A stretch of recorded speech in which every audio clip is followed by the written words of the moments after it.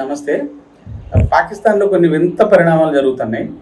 వాళ్ళు ఇమ్రాన్ ఖాన్‌ని తీసేసి అంటే ఆర్మీకి ఎగ్నెస్ట్‌గా పాలిసీస్‌కి ఎగ్నెస్ట్‌గా పోతా ఉన్నాడని చెప్పి ఆర్మీ వాళ్ళు ఆయన్ని ఏదో కేసు పెట్టేసి ఆయన్ని పవర్ నుంచి తీసేసి జైల్లో పెట్టేసి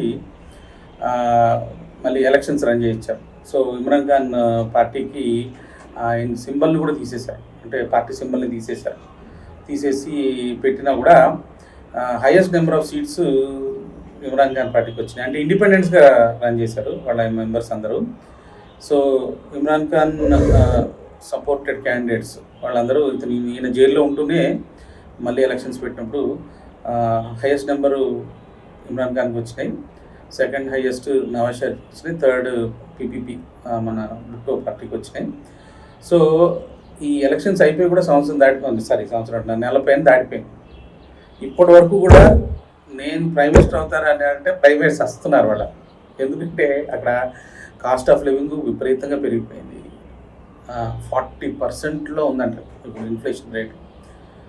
సంవత్సరం ఇలా year inflation is more than 40%. అది ఓన్లీ రికార్డెడ్ ఇన్ఫ్లేషన్. మిగతా అన్నీ కూడా త్రిబుల్ అయిపోయినాయి అంటారు. ఒక్క బల్బు పెట్టుకుంటే ఇంట్లో 10,000 రూపాయలు బిల్లు వస్తుందంట, ఎలక్ట్రిసిటీ బిల్లు. ఇప్పుడు వాళ్ళ government presently incumbent government through run చేస్తూ ఉన్నారు.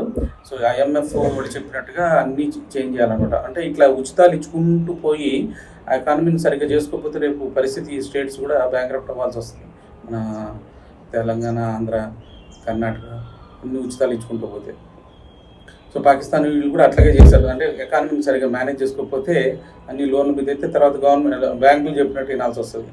సో ఇప్పుడు అందరు కట్టేది యూనిఫామ్గా యూసేజ్ని బట్టి చూడాలని అంటే పెట్రోల్, తర్వాత ఎలక్ట్రిసిటీ, వీటి మీద పెంచేసేటప్పుడు అన్ని రేట్లు పెరిగిపోయాయి.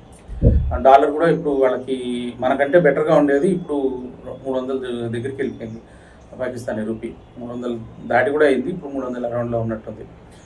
సో మనకి ఇంకా ఇండియాది జస్ట్ 82, 83లో ఉంది. అయితే ఇప్పుడు మరియం నవాజ్ మాత్రం పంజాబ్ చీఫ్ మినిస్టర్గా వాళ్ళ నవాజ్ షరీఫ్ కూతురు ప్రమాణ స్వీకారం చేసి బడ్జెట్ ప్లాన్ చేసి ఎకనామిక్ పాలసీస్ అన్నీ కూడా copy paste of Narendra Modi policies మొత్తాన్ని కాపీ పేస్ట్ చేసిందంట మరియం నవాజ్. సరే ఫైనల్గా కనీసం ఈ ఒక్క విషయం మన ఇండియా నుంచి ఇదొకటి తీసుకుంటారు. ఇప్పటి వరకు ఎంతసేపు అరబ్బుల నుంచి తీసుకొని వాళ్ళ కంట్రీని సర్వనాశనం చేసుకున్నారు. సో మనకి ఇదొక ఫెదర్ ఇన్ ద క్యాప్ అంటాం కదా.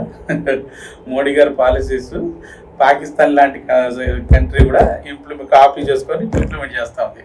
ఈ వీడియో అందరికీ పంపించండి. జై హింద్.